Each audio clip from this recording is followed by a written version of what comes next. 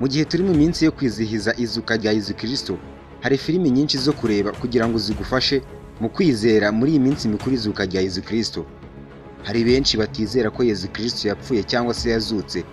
Abo ngabo nabo bakwiye guhinduka bakemera izuka rya Yezu Kristo ndetse n'urupfu rwe. By'umwihariko ngiye mugiye kubona muri iki kiganiro Riciel Umuhumuza, aho muri kiganiro tugiye kugaruka kuri filimi 10 za mbere ushobora kureba mu gihe cyo kwizihiza Pasika ndetse kandi zikagufasha. Niba utari wakora subscribe, ukora subscribe, like, share ndetse na comment kugira ngo ujye ukurikirana ibiganiro byacu bitambuka buri munsi. Tubahaye ikaze. By'umwihariko wagiye wumva inkuru nyinshi zigiye zitandukanye, ariko inkuru ya Yezu Kristo ni inkuru itangaje kandi ituma abantu benshi bizera ijambo ry'Imana ndetse kandi bagakizwa ibyaha. Iyi ngiyi ni inkuru idasanzwe y'ubuzima bw'umwana w'Imana yanditswe mu bitabo byinshi, ndetse abantu benshi bakaba bagenda bakina filimi zigiye zitandukanye zigaragaza urugendo rwe hano ku isi kugeza yitabye Imana. Muri izo filimi tugiye kugaruka muri iki kiganiro, by'umwihariko filimi ya mbere ushobora kureba muri ibi bihe kandi ikagufasha ndetse kandi ikakwigisha ni filimi yitwa The Passion of Christ.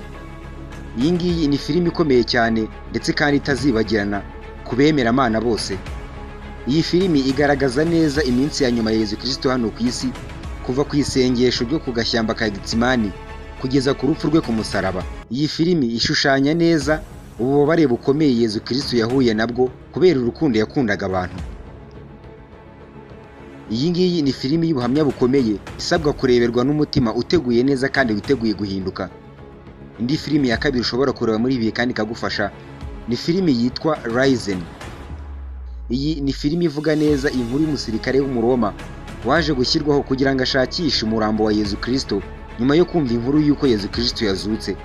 Uko uyu mugabo yarimo kugerageza gushaka ukuri, nibwo yatangiye mu kwinjira mu kuri kw'ukwemera Imana. Iyi ngiyi ni filimi tureba ituma izuka rya Yezu Kristo turibona mu ndorerwamo nshyashya. Indi filimi ushobora kureba kandi ikagufasha ni filimi yitwa The Son of God cyangwa se umwana w'Imana. Iyi ngiyi ni filimi ishushanya neza ubuzima bwose bwa Yezu Kristo kuva avukiye Betelehemu kugeza ku izuka rye. Ibikorwa bye, inyigisho ze ndetse n'imbabazi yagaragazaga bituma abantu bareba ino filimi basobanukirwa neza uburemere bw'igitambo cye. Indi filimi ushobora kureba kandi ikagufasha muri ibi bihe ni filimi yitwa The Bible. Uru nguru ni urukurikirane rw'ibice by'iyi filimi igaruka ku bice byinshi by'ubuzima bwa Yezu Kristo bwanditswe muri Bibiliya. Igice cya nyuma cy'iyi filimi kibanda cyane ku buzima bwa Yesu, urupfu ndetse n'izuka rye. Iyi filimi kandi ishushanya Bibiliya mu buryo bwa sinema bujyanye n'igihe. Indi filimi ushobora kureba kandi ikagufasha muri ibihe bya Pasika ni filimi yitwa Jesus of Nazareth, Yesu w'i Nazareti. Iyi ni imwe muri filimi za kera yashyizwe mu buryo bwa miniseries cyangwa se mu bika. Iyi ngiyi akaba ari filimi ifite uburebure bwo kwigiramo ubuzima bwa Yezu Kristo mu buryo bugiye butandukanye, by'umwihariko mu buryo burambuye. Iyi filimi irangwa no kwiyumvamo inkuru nk'uko ivugwa mu nyandiko zera. Indi filimi ushobora kureba ikagufasha muri bihe bya Pasika ni filimi yitwa The Gospel of John. Iyi ni filimi igenda ijyana n'amagambo ya Bibiliya uko ari kandi ndetse n'uko yanditswe, by'umwihariko Ivanjiri ya Yohana.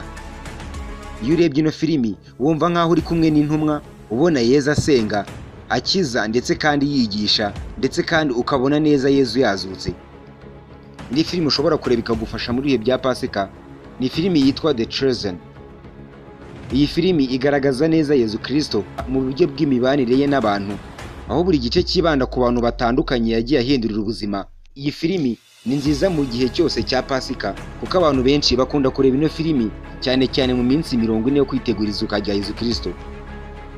Indi filimi ushobora kureba ikagufasha muri ibi bihe ni filimi yitwa The Case for Christ. Iyi filimi ishingiye ku nkuru y'ukuri y'umunyamakuru utarizeraga ko Yezu Kristo ariho cyangwa se yazutse. Uyu munyamakuru yashakaga kwerekana ko izuka rya Yezu Kristo ari igihuha, ko Yezu Kristo atigeze azuka.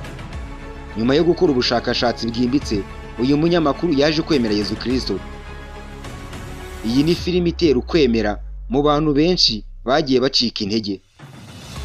Indi filimi ushobora kureba kandi ikagufasha ni filimi yitwa Ben Hur.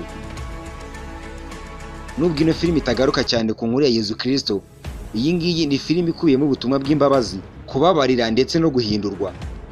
Umugabo Ben Hur ahura na Yezu Kristo mu bihe bikomeye kandi bigiye bitandukanye, akumva ububasha bw'urukundo ndetse n'ukuri kwe. Indi filime ya nyuma ushobora kureba muri ibihe bya Pasika ndetse kandi ikagufasha ni filime yitwa The Resurrection of Gavin Stone. Iyi ngiyi ni filime y'urumuri ndetse n'urwenya. Iyi filime ariko ikaba ifite ubutumwa bukomeye cyane.